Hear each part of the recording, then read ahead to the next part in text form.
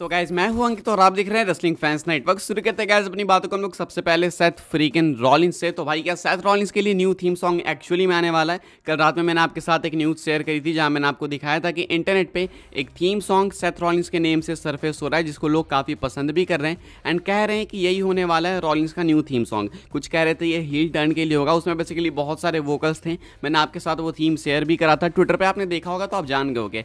अब इसको लेकर PWN की अपडेट निकल के सामने आई है कि क्या ये थीम सॉन्ग एक्चुअली में रॉलिंस का होने वाला है या फिर ये एक फैन मेड थीम सॉन्ग है। तो यहाँ पे इन्होंने भाई बिल्कुल साफ बताया कि ये थीम सॉन्ग रॉलिंस का नहीं होने वाला। आप देख सकते होगे, कहते हैं update, the majority will be pleased to know that this is 100% fan made and will not replace the current Seth Franklin लिखा गया है। बताओ, Seth freakin Rollins theme song. तो यहाँ पे PWN वालों ने साफ बताया कि ये वाला थीम सॉन्ग एक 100% फैन मेड थीम सॉन्ग है एंड ये सेथ रॉलिंस के करेंट थीम सॉन्ग को रिप्लेस नहीं करेगा। यानी कि इसका मतलब ये है कि सेथ रॉलिंस अपने पुराने थीम सॉन्ग के साथ ही एंट्री वगैरह करेंगे। हालांकि इसका मतलब ये भी नहीं है कि अब कभी भी न्यू थीम सॉन्ग आ ही नहीं सकता, बिल्कुल आ सकता है एंड शायद आगे सेथ रॉलिंस का हील टर्न भी हो जाए, जिसकी स्पेकुलेशन वगैरह है। बिकॉज जिस तरीके से रॉलिंस खुद को मैकिंटायर एंड पंक की फ्यूड में इन्वॉल्व कर रहे हैं, वो देख के उनको लगता है कि शायद वो हील टर्न करेंगे। अब देख के लगता है, भी कोई अपडेट नहीं इसको लेके। बाकी फिलहाल ये थीम सॉन्ग रॉलिंस का थीम सॉन्ग नहीं होने वाला है। आगे बढ़ते हैं गैस, बात करते हैं अगली स्टोरी के बारे में, जो कि ब्लड लाइन को लेके एक मेजर अपडेट है। ब्लड लाइन की स्टोरी को लेके एंड इनके फ्यूचर प्लान्स को लेकर वो मैं आपको बता देता हूँ। ध्यान से सुनना आप लोग, लेकिन उससे पहले अपने चैनल को सब्सक्राइब नहीं करा है तो मेक श्योर कि आप चैनल को सब्सक्राइब करो। यहाँ पे आपको WWE की न्यूज़ अपडेट सबसे पहले सबसे फास्ट मिलती है, बिल्कुल फ्री है। एक बटन दबाना आपको बस सब्सक्राइब का, बाकी नोटिफिकेशन को ऑल पे सेट कर लेना ताकि आने वाले टाइम के अंदर आपको सारी अपडेट्स की नोटिफिकेशन फास्ट से भी फास्ट मिले। आते हैं अपडेट पे भाई। तो क्या है अपडेट? एक मेजर अपडेट है ब्लड लाइन की स्टोरी को लेकर। अब ध्यान से सुनना, आप इस चीज़ को समझो। अभी समरस्लैम के अंदर मोस्ट लाइकली रोमन रेंस वापस आ जाएंगे एंड ये 99.9% कन्फर्म है।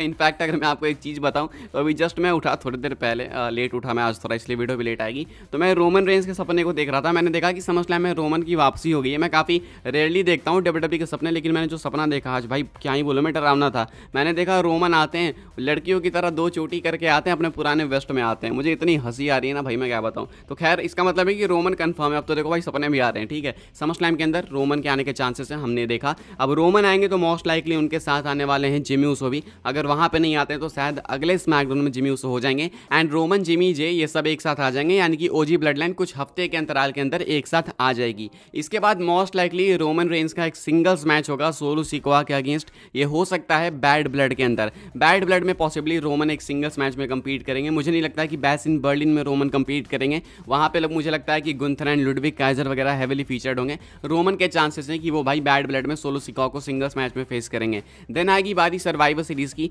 एंड अगर कल वाली जो मैंने आपको स्पेकुलेशन दिखाई थी वो सही थी, यानी कि अगर जेका फाटू रोमन की टीम पे जाएंगे एंड अगर हीको लियो आ जाएंगे सोलो की ब्लड लाइन में, तो देन हमें वॉर गेम्स में Roman, Jimmy, Jacob Fatu and उधर Solo, Tonga Loa, Tama Tonga and Hikuleo देखने को मिलेंगे। यानी कि सर्वाइवर सीरीज में इनका वॉर गेम्स मैच हो जाएगा। यहाँ तक ये ब्लड लाइन की स्टोरी निपट जाएगी। अब यहाँ से एक न्यू चैप्टर ओपन होगा जब रॉक वापस आएंगे। हो सकता है कि रॉक सर्वाइवर सीरीज के एंड में ही वापस आ जाए, जिस तरीके से CM पंक आए थे। हो सकता है रॉक उसके बाद के स्मैकडाउन के एपिसोड में आए, हो सकता है रॉक दिसंबर में आए, या नहीं तो जनवरी स्टार्टिंग में आए, कुछ भी हो सकता है। लेकिन अभी के हिसाब से मोस्ट लाइकली ये फैक्शन वॉरफेयर वाली चीज़ आपको सर्वाइवर सीरीज में खत्म होते हुए देखने को मिल जाएगी, because main story Roman rock की होने वाली है। तो अभी के हिसाब से WWE उस पर ही फोकस करेगी एंड बहुत ही जल्दी रॉक को वापस लेकर आएगी। रॉक भाई वैसे भी समर स्लैम तक फ्री हो जाने वाले हैं, अभी समर स्लैम तक उनकी शूटिंग भी खत्म हो जाएगी, तो उसके बाद वो फ्री हैं, वो आ सकते हैं। अभी के हिसाब से ये है major update. Basically Bash in Berlin में रोमन कंपीट नहीं करेंगे समर स्लैम में आने के बाद। उसके बाद बैड ब्लड में रोमन का सिंगल्स मैच हो सकता है सोलो सिकोआ के अगेंस्ट।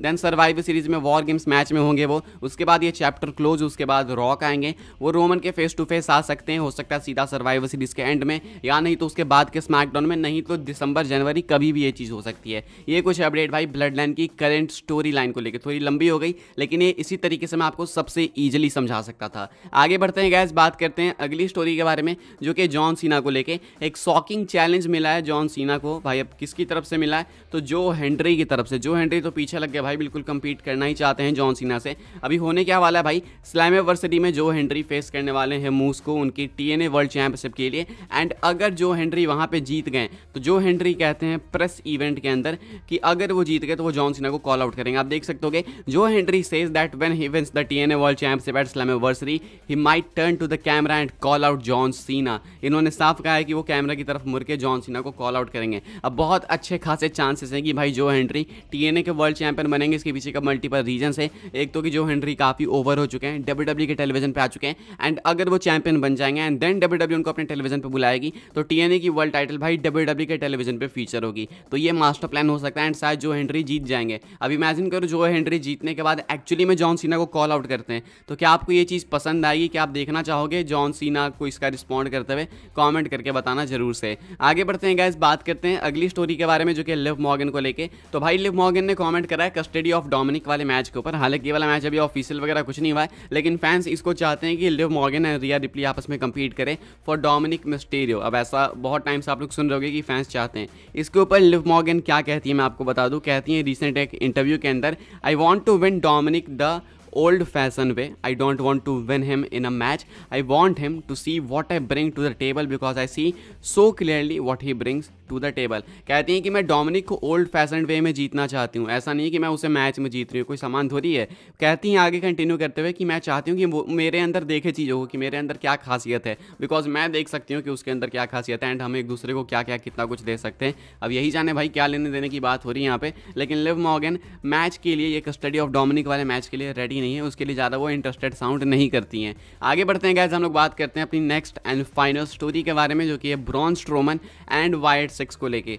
ब्रॉन स्ट्रोमन भाई ज्वाइन करना चाहते हैं वाइट सिक्स को, ये इन्होंने हिंट कर दिया है। पहले तो ब्रॉन स्ट्रोमन इनके बारे में बात करते हैं, कहते हैं कि मुझे देखो यार ऑनेस्टली डर लगा थोड़ा। तो WWE डचलैंड के साथ बात करते हुए कहते हैं कि ये अभी काफ़ी ज़्यादा अनसेटलिंग हो चुके हैं एंड देखने के लिए वाइट सिक्स बहुत ही ज़्यादा हॉरिफाइंग है। वो जब भी आते हैं तो लोग आसपास गिरे मिलते हैं, मतलब काफ़ी ज़्यादा डैमेज करके जाते हैं, तो डर तो है भाई, वो तो रियल बात है। उसके बाद कहते हैं at the same time there something inside of me, I can feel it pulling me towards them, I don't know if I like it और not, I lock that part of me away a long time ago, I thought I did a good job of putting it in somewhere that it was never going to be able to get out again, if the Wyatt Sicks is able to get that monster to come back out on me, I fear myself and anything that's walking around me. तो कहते हैं कि डर तो है लेकिन इसके साथ साथ सेम टाइम पे कुछ तो है मेरे अंदर जो कि मुझे इनकी तरफ अट्रैक्ट कर रहा है, मतलब कुछ तो है जो मुझे इनकी तरफ चुंबक की तरह खींचे जा रहा है। उसके बाद कहते हैं मुझे नहीं पता कि मैं इस चीज़ को पसंद कर रहा हूँ या फिर नहीं, मुझे नहीं पता ये चीज़ अच्छी है या फिर नहीं, लेकिन मैं इतना जानता हूँ कि मैंने उस मॉन्स्टर को बहुत समय पहले ही लॉक कर दिया था,